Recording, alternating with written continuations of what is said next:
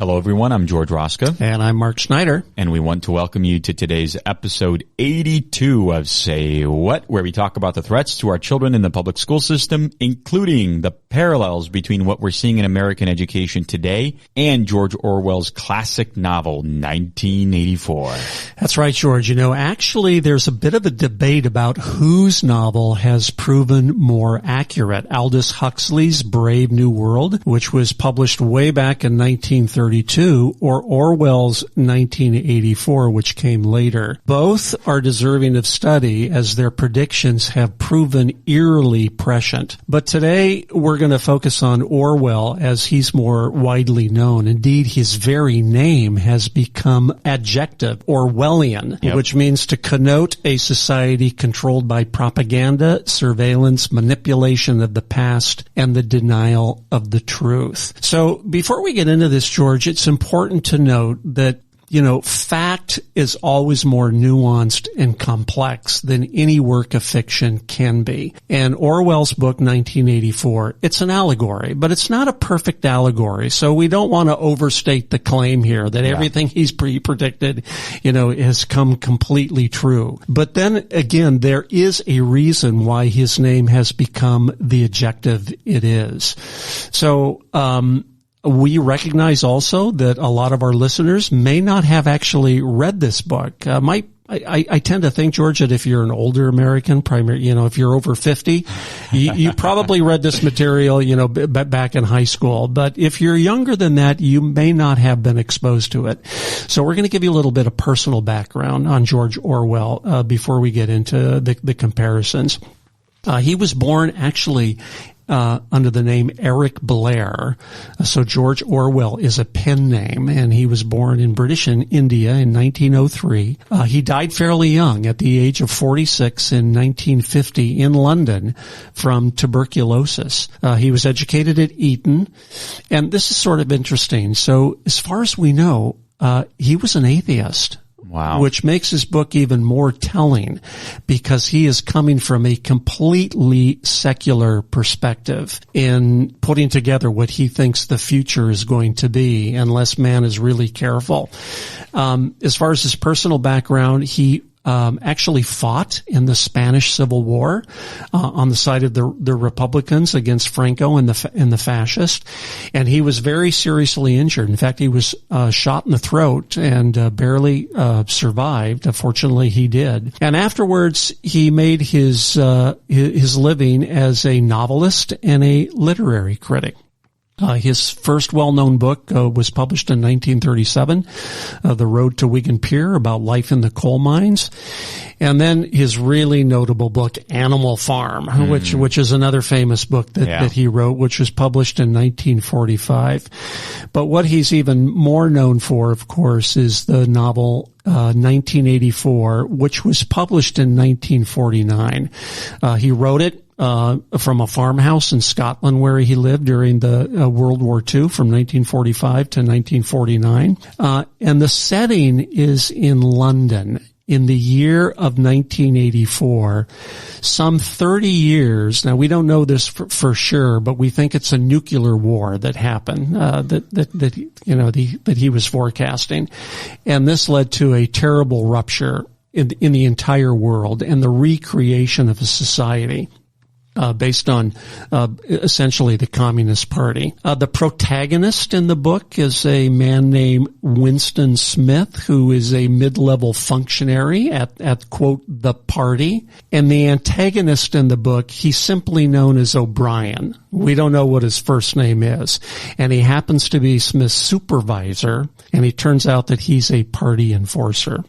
So the basic storyline, George, is that he paints this picture of a dystopian world where the world is divided up into three superstates, Oceania, Eurasia, and East Asia. And these three superstates are deadlocked in a permanent war, which is by design. Where he happens to live is in London, which is part of Oceania. It's the English-speaking world, where the story plays out. But all three of these superstates are ruled under different totalitarian authorities. In Oceania's case, it's simply known as, quote, the party, which is a despotic oligarchical collective that is ideologically very similar to the regimes in power in the other two superstates. The party's figurehead, and this is prominent throughout the book, is Big Brother. And even if you haven't read the book 1984, you have heard this term before. Yeah. So this is where it comes from. This is where Big Brother comes from 1984.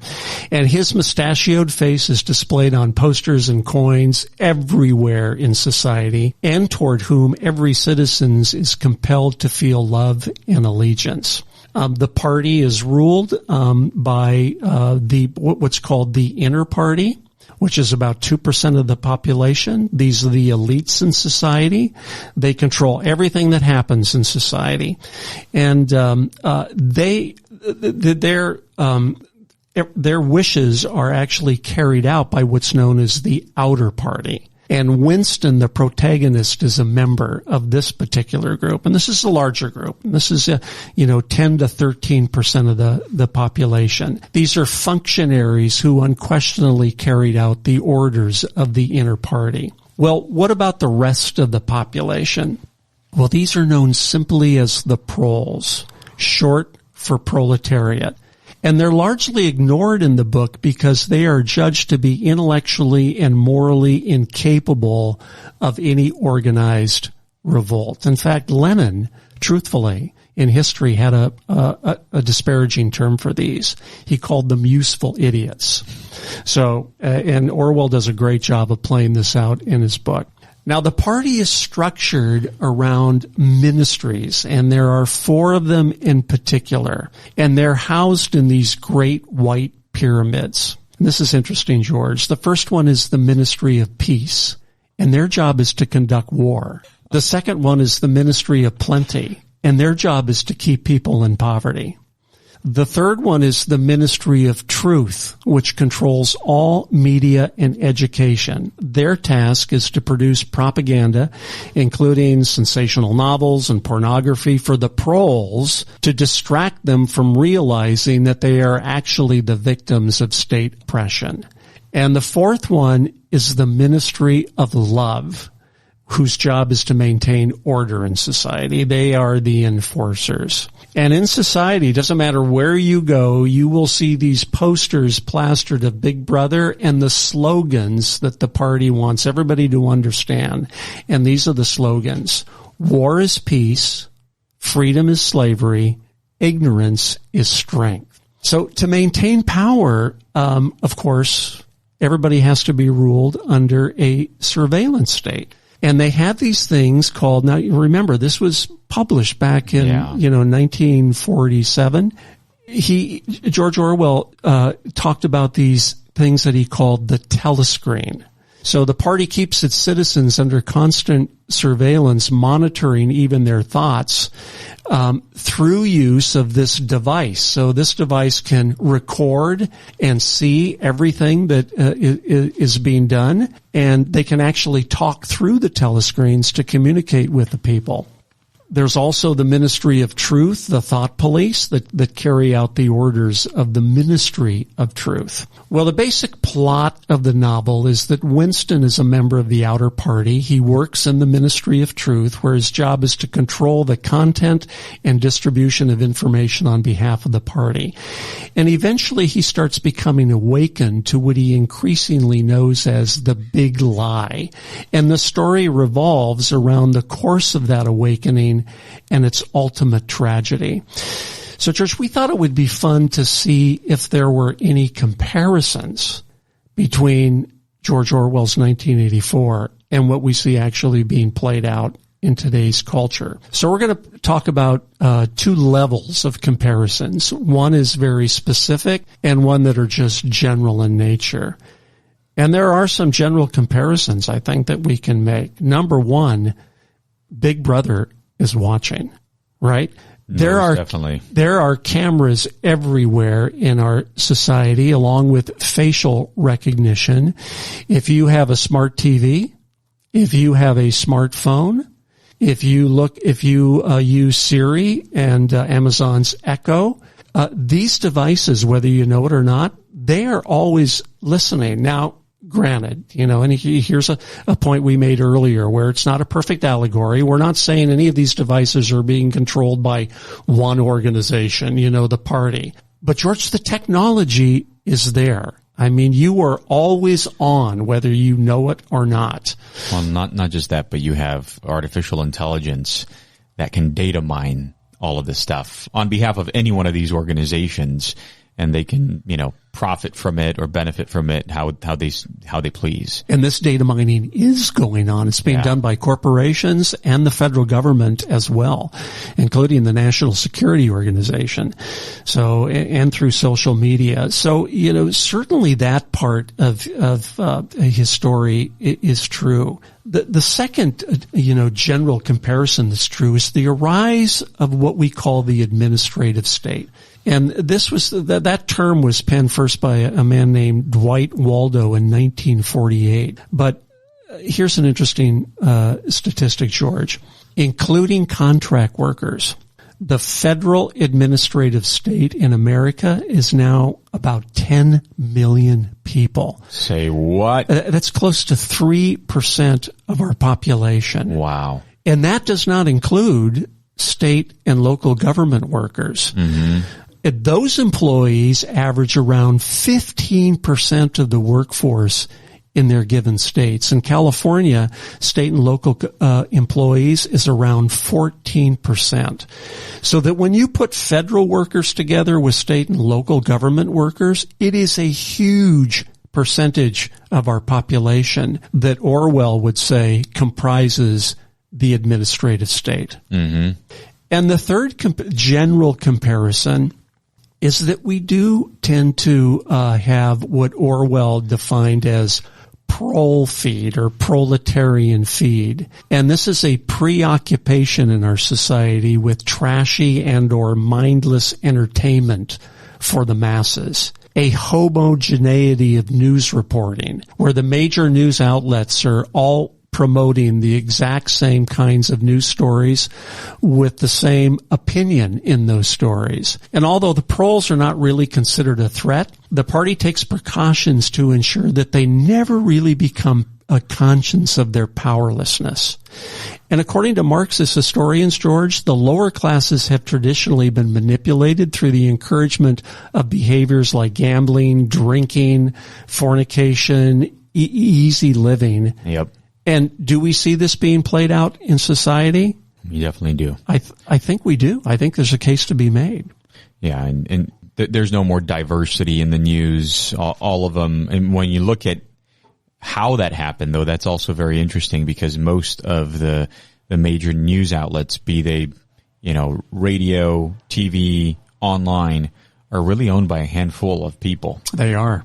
Who all share the same worldview. Yeah. So this brings up now one of the more specific comparisons between 1984 and our culture today, particularly with regard to public education. The first one is this idea of the ministry of truth. Now, we may not have a singular ministry of truth, George, but we certainly have ministries of truth, characterized by a shared progressive or woke orthodoxy. And we can just name, the prominent ones. Higher education. Our college campuses today are, in effect, ministries of truth where only one orthodoxy is permitted. The unions, the National Education Association, the California Teachers Association, the American Federation of Teachers, mainstream media, the American Medical Association, the American Psychological Association, all adhere now to the same kind of progressive ideology. They're walking in lockstep with each other. I just learned recently that my profession, the American Bar Association, is toying with a proposal to require woke orthodoxy for admittance into the legal profession. It hasn't happened yet, but it's on its way. Mm-hmm. Corporations have the same thing. What corporation now of any major size does not have a diversity, equity, and inclusion department in their HR department? That's the Ministry of Truth. That's the Ministry of Truth. They all do. And unfortunately, George, this also happens in the Department of Education under the Biden administration, who we see as pressing LGBT promotion materials, and they want to change Title IX guidelines to advance the woke agenda. Yeah, Mark, and one more thing, actually, while you mentioned the Biden administration, actually earlier this year in April, the Department of Homeland Security announced the creation of the first Disinformation Governance Board. And it only survived about 3 weeks because all of the backlash in April and May as a result of that announcement was about this, that they're creating an Orwellian state. And they use that term. Yes, they use the term. Did. Yeah. Yeah. And unfortunately, George, particularly with regard to the Ministry of Protect Our Kids, we see this happening all throughout K through 12 public education, which have turned into indoctrination camps for what we call the triple threat: sex and gender theory, critical race theory, social and emotional learning. In fact, queer theory in California was made law in 2015 and is now the law in over half the states in the country. Critical race theory in the form of ethnic studies was made law in 2021, and SEL, social emotional learning, has crept in everywhere in K through 12 public education. And Mark, this Ministry of Truth, you mentioned a lot of different areas that's being, propagated through, but we actually just experienced one on our own skin recently with MailChimp, right?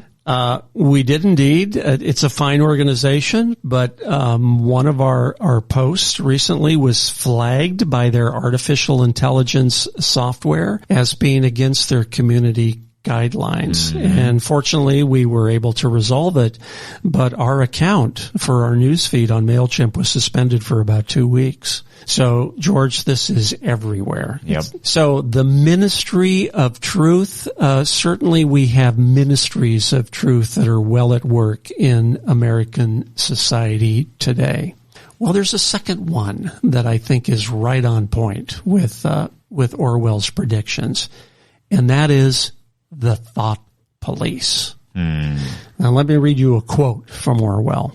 The thought police were appointed to keep a constant watch over party members for signs of unorthodox opinions and instincts. Elaborate mental training for children was developed that teaches them to avoid unorthodox and therefore dangerous thoughts. This is called Crime Stop. Well, where do we see this today? Well, certainly, as we've already mentioned, in corporate HR departments. Yes. And woke school administrators are now punishing teachers and employees, and in many cases, terminating them for not showing sufficient woke allegiance.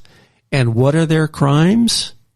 Not acknowledging preferred pronouns, not ascribing to the implied bias training or unconscious bias training that we all get on a yearly basis now in corporations, or even if we object to gender neutral bathrooms or locker rooms, right? Just this week, Mark, I was reading about a couple girls that were disciplined for not willing to, allow a male in their locker room to be changing in front of them. I mean, that's how crazy this thought police is getting. Yeah. In fact, I just read a story this week where a Georgia substitute teacher was terminated for expressing concern to school officials about the sex and gender theory that her own child was being exposed to. Not that she was teaching herself in her classrooms. Mm-hmm. But for merely expressing this concern, the principal called her in and said, quote, "Every educator that walks into this building, regardless of personal views, they have to drop their biases at the door. It just has to be done." And George, she was terminated from her position as a substitute teacher. Now, this is happening all over the country, and it started a number of years ago with this famous case involving Jack Phillips, who is the baker at the Masterpiece Cake Shop in Colorado. And he has been continually sued for refusing to make cakes celebrating LGBT themes. In fact, there was a recent article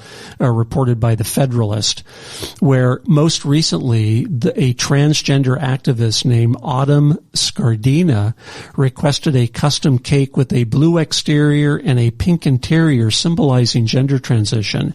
Scardina, who was almost certainly the same person who called Masterpiece later to order a cake with an image of Satan smoking marijuana, knew the baker would turn the offer down. "I was stunned," Scardina lied to the Colorado Civil Rights Commission, later admitting that the activism was about wanting to, quote, "correct the errors in Phillips' thinking," a thought crime. Merely for believing the wrong thing, you're going to be punished. And that comes back to Crime Stop, right? That's what he was trying to do. It does indeed. And here's the most concerning element to this. Children now, George, are being turned into thought police. Mm-hmm. We're teaching them to report on their parents as, quote, spiritual abusers if their parents don't go along with their preferred gender pronouns or their gender dysphoria, and report that to school officials.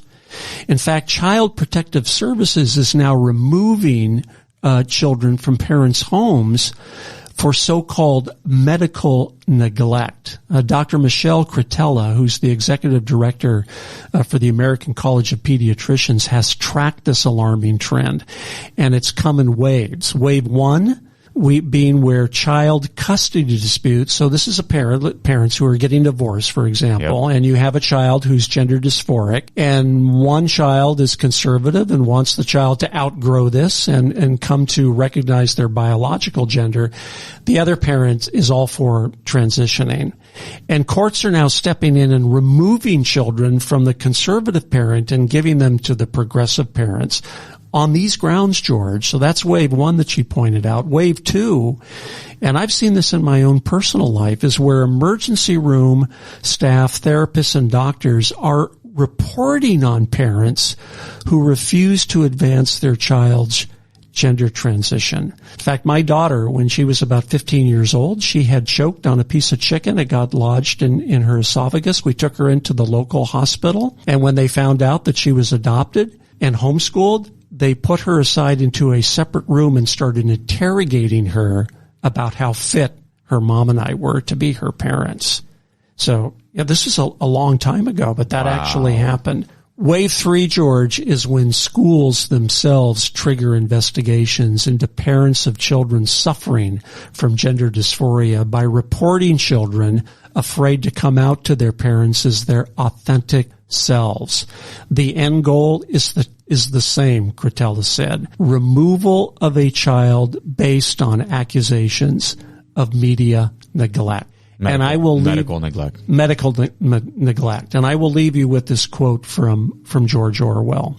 "The family could not actually be abolished," he writes in his novel. And indeed, people were encouraged to be fond of their children in almost the old-fashioned way. The children, on the other hand, were systematically turned against their parents and taught to spy on them and report their deviations. The family had become, in effect, an extension of the thought police. It was a device by means of which everyone could be surrounded night and day by informers who knew him intimately. You know, Mark, this quote reminds me of how the Old Testament ends in Malachi 4:6, "And he will turn the hearts of the fathers to the children and the hearts of the children to their fathers." And the devil always wants to do the opposite. He does indeed. Thank you everyone for hearing this episode and listening to us and following Protect Our Kids. Please go onto our website, go on Apple, iTunes, Spotify, wherever you like listening to us. We also have our YouTube channel. If you want Mark and I to come and speak to your church or local parent group, hit the speaker button. And if you're willing to support our ministry through a faithful financial donation, there's a donate button as well on the front page of our website. Until next time on Say What?